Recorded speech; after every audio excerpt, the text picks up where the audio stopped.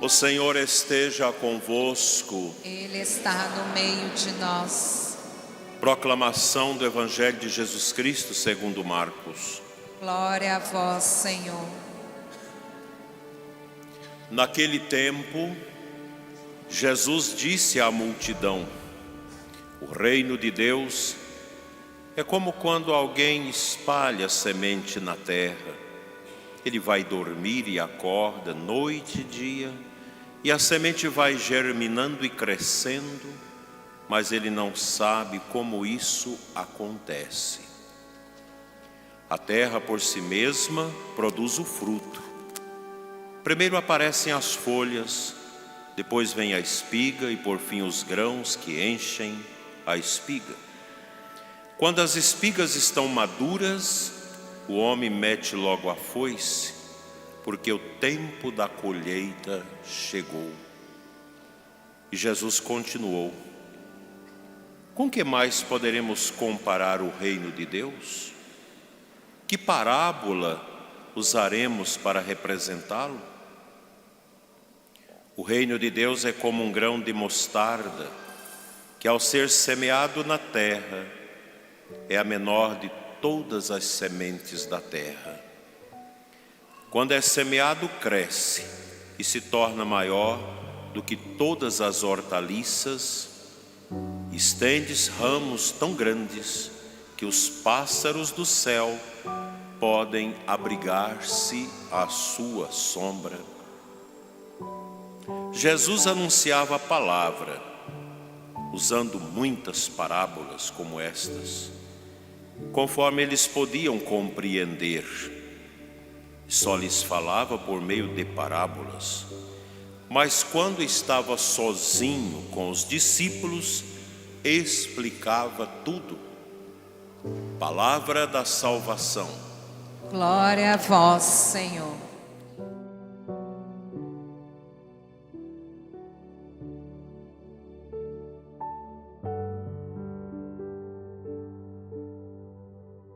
Amados irmãos, presentes, diletos radioouvintes e internautas, queridos visitantes, nossas lideranças das oficinas de oração fundadas pelo saudoso Padre Inácio Laranhaga, que ao final da missa receberão o mandato para os seus trabalhos. Salve a Santíssima Virgem Maria, e viva a vida e viva a liberdade. Certa vez perguntaram para Padre Pio: o que é o Senhor? E ele, com toda a humildade, disse: sou apenas um frade que reza. Hoje faz 22 anos da sua canonização pelo Santo Padre, o Papa São João Paulo II. São Padre Pio, rogai por nós. O bom Deus nos congrega nesta noite de amor e adoração, neste altar de nossa catedral, onde ouvimos a palavra de Deus e vamos agora celebrar os divinos louvores eucarísticos. Cada um de nós aqui presente, os que nos assistem e escutam, tem no coração uma intenção, um desejo, um ato de louvor. No Evangelho, nosso Senhor nos convida a meditar sobre o reino de Deus, que está no nosso meio. A pergunta central que hoje nós fazemos é a seguinte: como falar de Deus ao homem do nosso tempo? Como comunicar o Evangelho para abrir estradas na sua verdade salvífica nos corações sempre fechados dos nossos contemporâneos e na mente deles tantas pessoas distraídas por tantos estímulos da atual sociedade? O próprio Jesus diz-nos através dos evangelistas que, ao anunciar o reino de Deus, perguntou sobre isso. A que podemos comparar o reino de Deus? E com que parábola podemos descrevê-lo? Como falar de Deus hoje?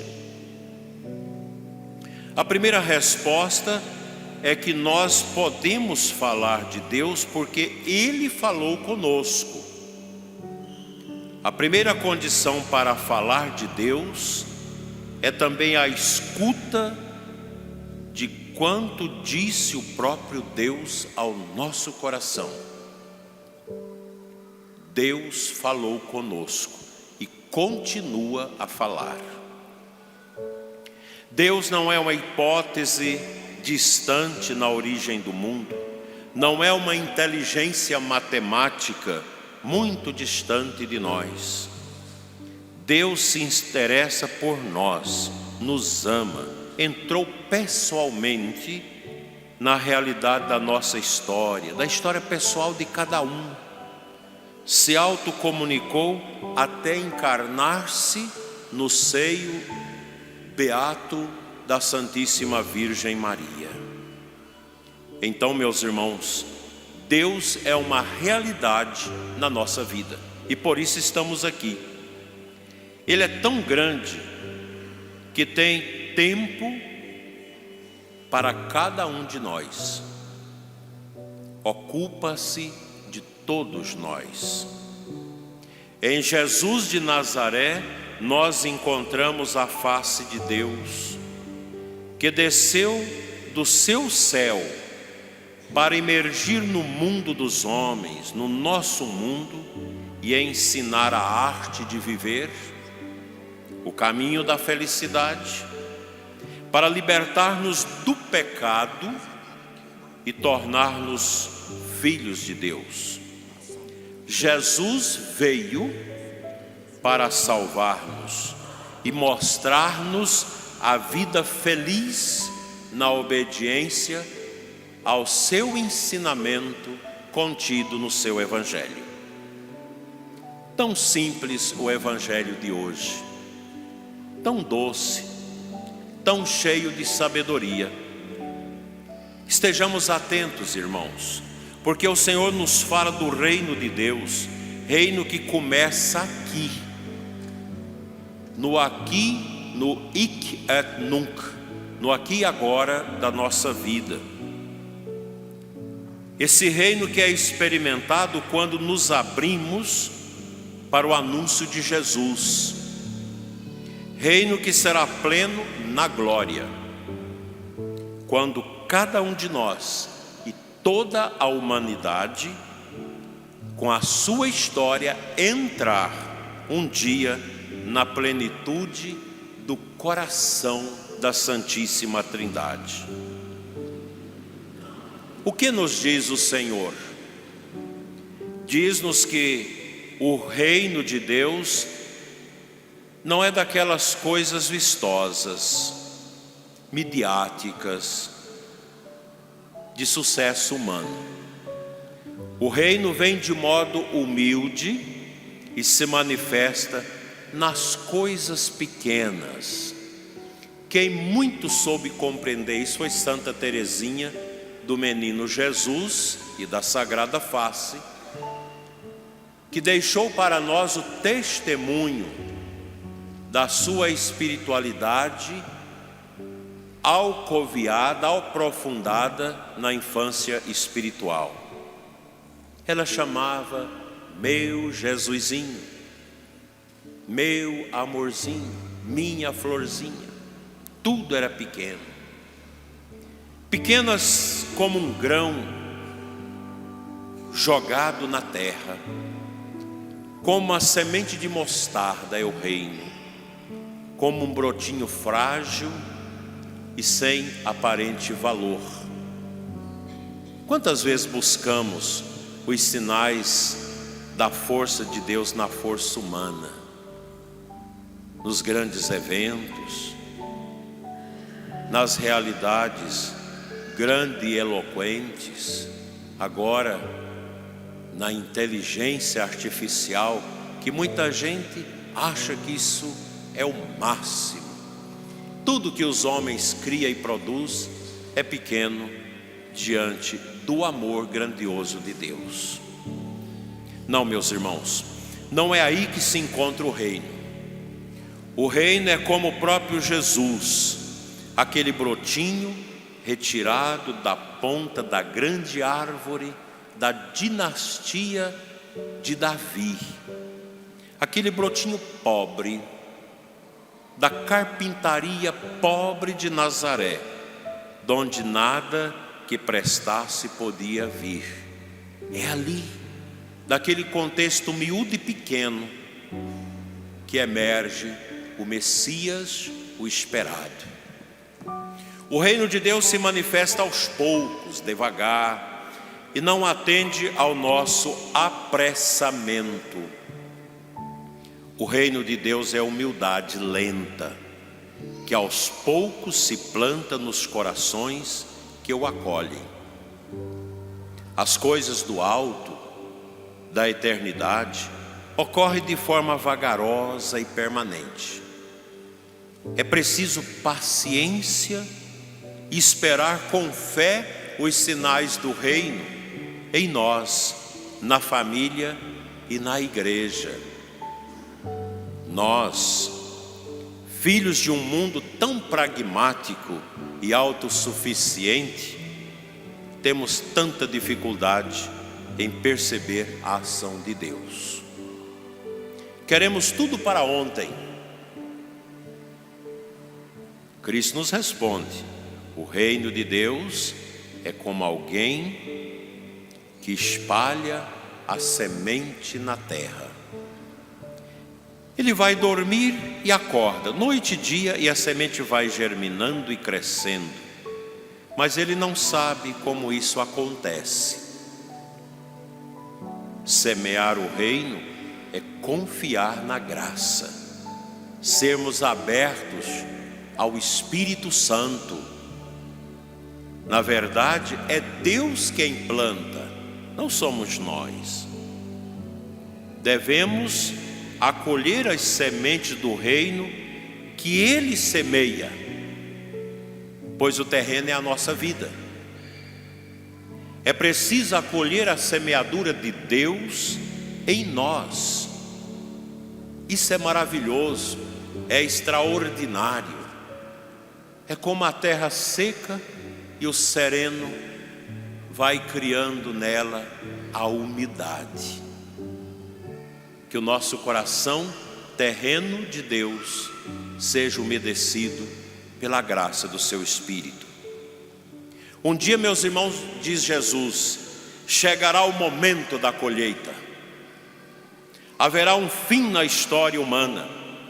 Então todos deverão comparecer às claras ante o tribunal de Cristo, para cada um receber a devida recompensa, prêmio ou castigo, do que tiver feito na sua vida corporal durante a sua peregrinação neste mundo. Não adianta querer esquecer, de nada serve fingir que não sabemos. Aqui estamos neste mundo de passagem. Aqui não é a nossa pátria definitiva, não, pois o reino que começa no tempo haverá de expirar-se na eternidade. O reino que deve fecundar a história somente será pleno e definitivo na glória eterna. Quanta é grande a tentação hoje em dia de nos ocuparmos com tantas futilidades, esquecendo que aqui estamos de passagem e somente lá é que permaneceremos para sempre. Acolher esta verdade nos torna verdadeiramente livres. Em certo sentido, não somos nós que entramos no reino, mas é o reino de Deus que entra em nós. Abrir-se para o reino é abrir-se a Jesus Cristo. Abramo-nos para Ele e Ele nos abrirá o seu reino. Não volte para casa do jeito que você aqui chegou. Volte melhor, volte mais humilde, volte mais aberto, volte mais crente, porque Deus nos ama. Uma última lição de Jesus para nós hoje. O seu sonho é que todos entrem no seu reino, naquela casa do Pai, na qual há muitas moradas. É por isso que na primeira leitura, pousarão todos os pássaros à sombra da ramagem da árvore que é o Messias, e as aves aí fiarão ninhos. O mesmo Jesus diz do reino, comparado ao pequeno grão de mostarda, que germina e se torna uma enorme árvore frondosa. Que coisa extraordinária! O Senhor nos ama a todos, nos deseja a todos, nos chama a todos. Se lhe dermos ouvidos, se aprendermos o compasso do seu coração, experimentaremos a alegria do reino já nesta vida conturbada que vivemos, com provações, sofrimentos, desafios, dores, e um dia haveremos de saboreá-lo por toda a eternidade. Esta verdade, meus irmãos, deve brilhar em nós católicos, a ponto de sermos luzes para tantas pessoas que andam nas trevas e convivem conosco, na família, no trabalho, no dia a dia da nossa sociedade. O reino de Deus é o reino da vida e do amor, reino da vida que não morre, reino de nossas vidas em corpo e alma. A vida que começa na concepção e conclui neste mundo no seu declínio final. A nação brasileira vive novamente o debate sobre o direito de matar quem está no útero da mãe,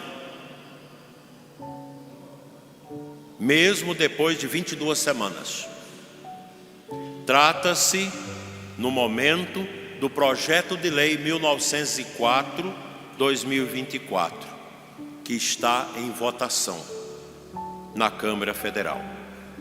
A Conferência Nacional dos Bispos já se pronunciou a favor da defesa da vida, com uma boa nota de conhecimento de todos, aprovando este projeto.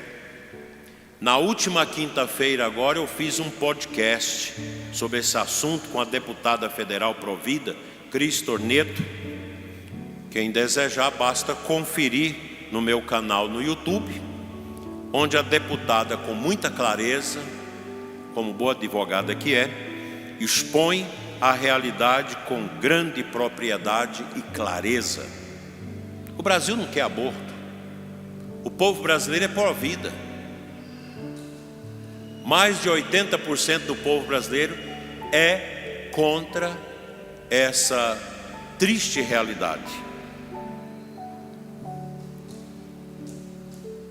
A grande mídia, podre como é, tem confundido a cabeça do povo ao longo desses muitos anos.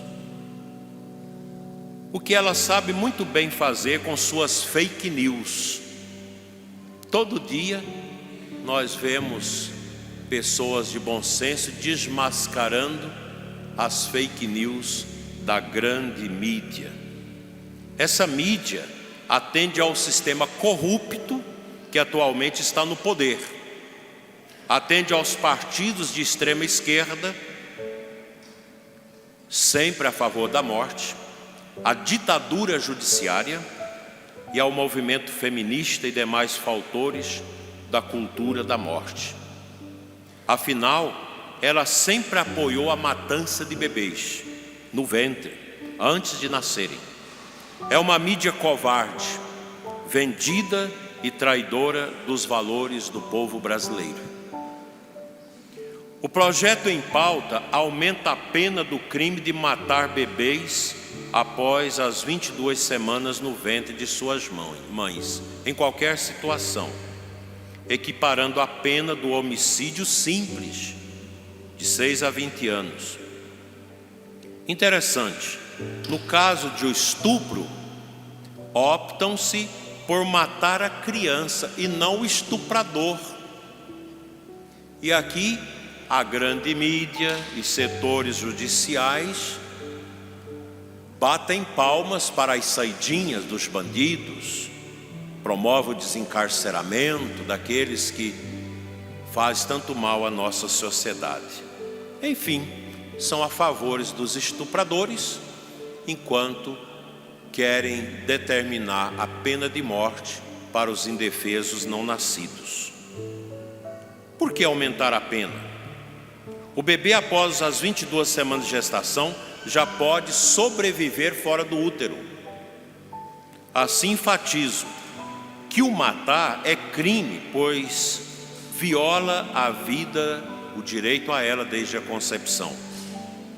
O que o projeto faz é aumentar a pena desse homicídio cometido em gestação de 5 a 9 meses.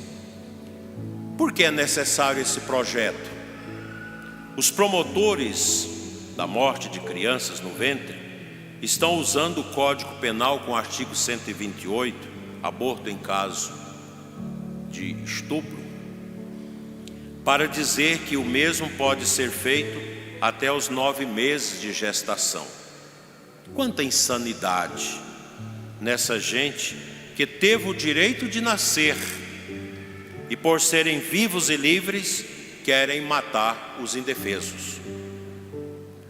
O assassinato do bebê acima de 5 meses de gestação é feito por meio de assistolia fetal, que é um procedimento doloroso onde se injeta no coração do bebê com uma agulha enorme que ultrapassa a barriga da mãe e atinge o coraçãozinho do indefeso, injetando-lhe uma solução salina, cloreto de potássio, que irá gerar uma parada cardíaca, uma espécie de infarto bruto, além de promover extrema dor naquele pequeno ser sem defesa, que se debate em vão dentro de sua mãe.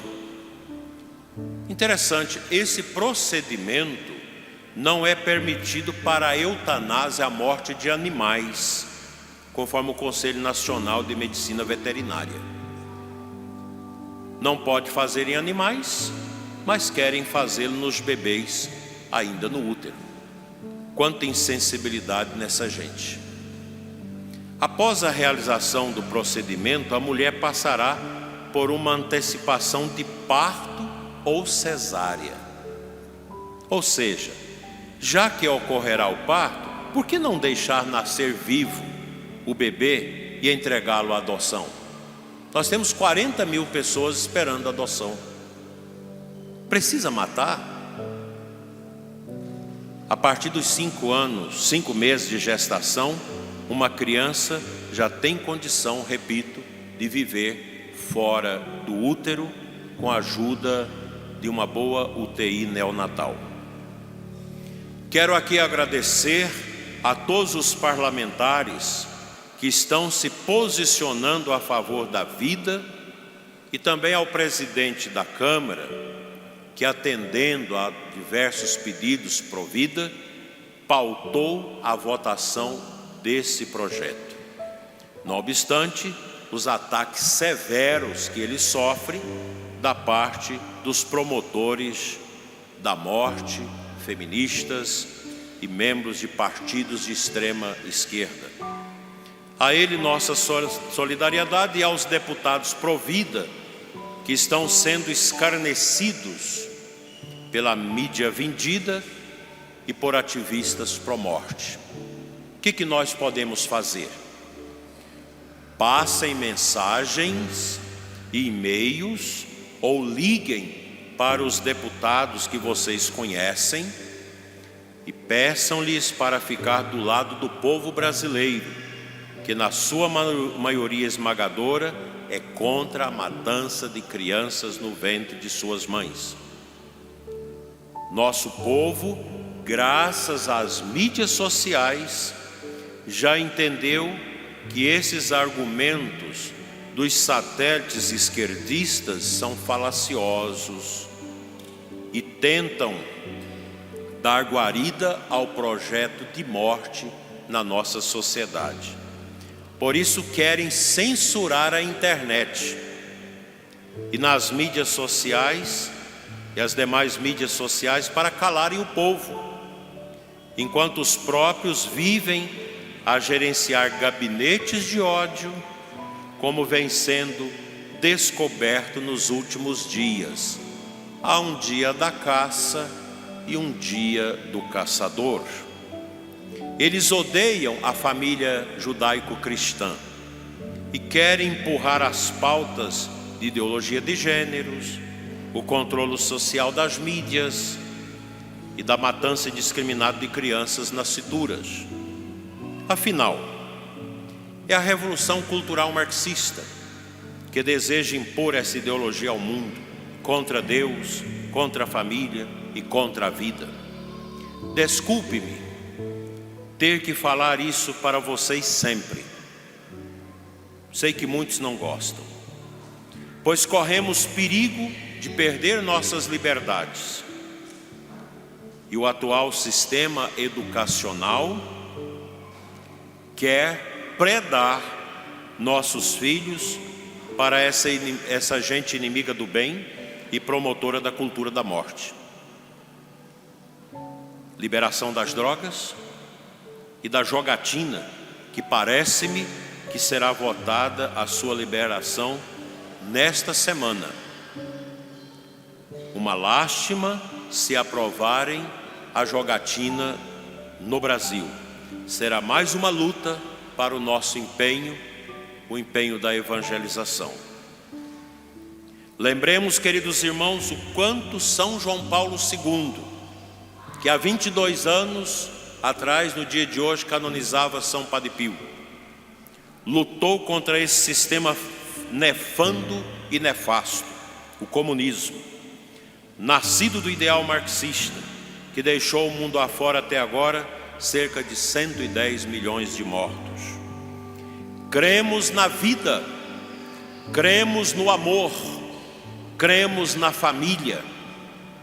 Que Nossa Senhora interceda pelo Brasil sem matança de criança nos ventres de suas mães, e que sejamos livres da ditadura do comunismo que escraviza, mata e destrói a liberdade da nação e do seu povo. Viva a vida, viva a liberdade, viva Cristo Rei, e salve Nossa Senhora, a Imaculada Conceição, a Senhora Aparecida, Rainha e Padroeira do Brasil. Amém.